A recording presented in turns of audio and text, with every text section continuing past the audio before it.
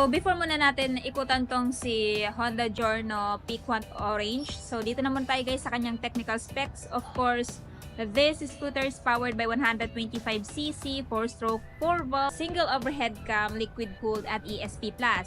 Tapos ito ay merong lakas guys na 8.49 kilowatts at 8,750 RPM and max torque of 11.6 Nm at 5,250 RPM. Pagdating naman sa kanyang fuel tank capacity guys, ito ay meron ng malaking fuel tank capacity na 5.4 liters. So kaya nitong umabot guys up to 47.0 km per liter, pero it may vary pa rin guys sa total hobby ninyo. Kung kaskasero kayo, hindi nyo maabot yung kiniklaim ni Honda, pero kung takbong pogi, malamang sa malamang or mas higit pa, no? So, ayan guys, ito yung P-Quant Orange. So, pangalan pa lang guys, no? Sosyalen na, no? So, this one is yung modern classic scooter. So, this one guys ay meron ng LED headlight, ayan. At the same time, pagdating sa turn signal, naka-bug type pa rin. So, dito guys, ayan, meron siyang pangalan dito na Honda.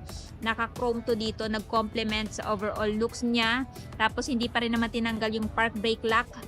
Ayan. Sa mga nagtatanong, no, this one guys is mas malaki pa kay Click. Nung pumunta ako dun sa Honda Venus Marketing, kinumpare ko, mas malaki talaga siya kay Click. And at the same time, ang nagustuhan ko sa kanya guys, meron siyang malaking underseat storage na pinakita ko dun sa last na video ko na yung Honda Giorno na matte black na 30 liters. So, kaya niya makipagsabayan sa underseat storage pagdating kay PCX at kay ADV 160. Then, pagdating nga pala dito sa kanyang tire, ayan, tubeless na din siya guys. And this one ay mayroong tire size sa front na, ayan, 100 by 90 by 12. Single disc. And ang kinaganda dito guys, naka-combi brake siya. So, pag once pinihit mo yung left lever, automatic mag-i-engage yung dalawang brake, both front and rear brakes. Ayan. So, dito tayo sa bilang side. Ito yung side niya guys. Bagay na bagay ito sa mga lady riders, sa mga mahilig sa ganitong minimalist na scooter, no? Ayan. Dito naman na tayo sa kanyang, check natin anong meron dito. Of course, nandito pa rin naman yung kanyang silver dashboard. Kung mapapansin nyo guys, pagdating sa kanyang fully digital instrument panel is same kay Click na design. So, halos lahat ng information kay Click, meron din dito si Giorno. Yun nga lang, wala si Click ng, ayan, idling stop system. So, pag naka-activate to, 3 to 5 seconds na hindi tumatakbo tong scooter na to, automatic mag-shut off yung makina.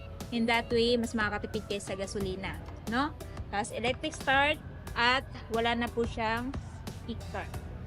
So, meron tong voltmeter sa loob. So, dyan nyo po i-check yung battery health ng motor na to.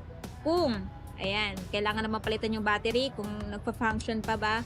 So, much better guys na i-check nyo palagi. No? Tapos, nandito yung kanyang high beam, low beam, horn. Ayan. Turn signal switch. Tapos, yung mga brake levers. Same lang din sila ng grip ni Click guys. Ayan. Tapos, pagdating sa side mirror, ayan. Napansin ko lang din guys, no? Yung side mirror niya is same ng kulay ng kanyang body parts. And minsan lang yung ganitong klaseng side mirror guys, kasi usually color black. Pero ito, ayan, nag-proportion sa kanyang overall looks. So, ayan, dito tayo, meron siyang select and adjust button. So, sa select and adjust button guys, dyan dyan ka mag-change ng trip 1, trip 2, or kung mag-set ka ng oil change indicator or no time. Ayan. Tapos, nandito tayo sa left side. Nandito yung high beam, low beam, horn, at ayan, turn signal switch. Tapos, sa mga nagtatanong, keyless system na po siya guys. Ayan. Keyless system siya, mas upgraded siya kay Click. Kasi si Click naka-mechanical key pa rin yung 125cc. Kaya medyo mas mahal to. Tapos, ito yung console box niya or front pocket, malalim na rin to guys.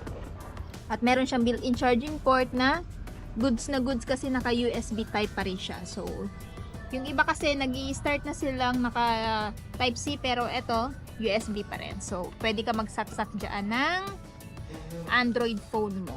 Pero sa mga iPhone kasi naka type C dapat, no? Yung kanyang adapter or yung kanyang parang input sa loob. Tapos dito, nandito yung kanyang utility hook or hook panglagay ng mga pinamili nyo. Tapos sa mga nagtatanong, nandito yung kanyang fuel tank. So, advantage yan, no? Hindi ka na bumaba ng motor na to if ever magpapagasolina ka. Tapos, dito nga pala guys, meron siyang malawak na food court na kung saan pwede mong lagyan ng mga pinamili mo. At syempre, apakan nyo na rin, no? Ayan. So, pagdating nga pala sa kanyang paint job, napakaganda ng paint job niya guys. Para siyang candy, no? Candy orange.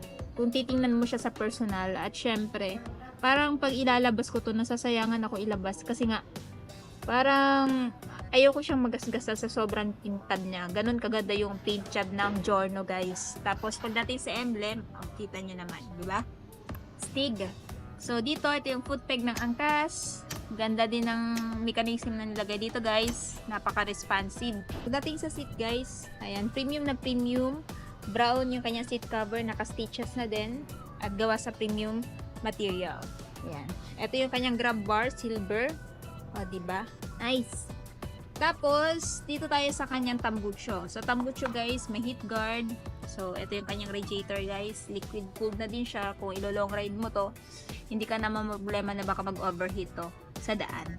Sa likod, ito yung kanyang likod.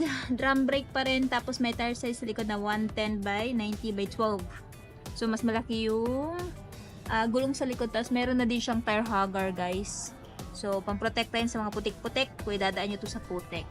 Sa tail naman, ayan, naka-LED ang kanyang brake at ang kanyang turn signal is naka-valve type pa rin. So, naka-chrome dito guys. Ganda. Ganda talaga. Napaka-stylish niya, no? So, kaya nito makipagsabayan sa mga classic scooter na yung mamahalin dahil nga sa kanyang overall looks. May ilaw pa rin ang plaka dito. Naka-reflector pa rin for added visibility during your night ride. At meron pa rin siyang, ayan, plate holder. Sa mga nagtatanong, suspension na ginamit is monoshock pa rin, single shock sa likod. Ayan, tapos meron siyang ESP Plus or Enhanced Smart Power Plus. So, nandito yung kanyang air filter. Nandito yung kanyang panggilid, no? Tapos, equipped na din siya guys na kill switch sa side stand. Pag binabati, automatic mag-shut off yung makina nitong si Honda Giorno. Center stand, ayan. Tapos, ito yung view niya dito sa side. And wala naman masyado mga accessory na nilagay dito, guys. Katulad pa rin naman sa iba. Yun nga lang, kumpara kay Click, mas upgraded si Honda Giorno. So, ngayon, pag-uusapan natin yung kanyang presyo. So, ayan guys, kung interested kayo dito kay Honda Giorno, so, ito ngayon ay nagkakahalaga ng 101,900 is fat cash, pero kung gusto nyo ng hulugan, down payment is 7,846 at monthly sa 3 years na 4,815. At syempre, may rebates din po ito na 200. At available lamang ito dito sa may Honda Big Bike Tago.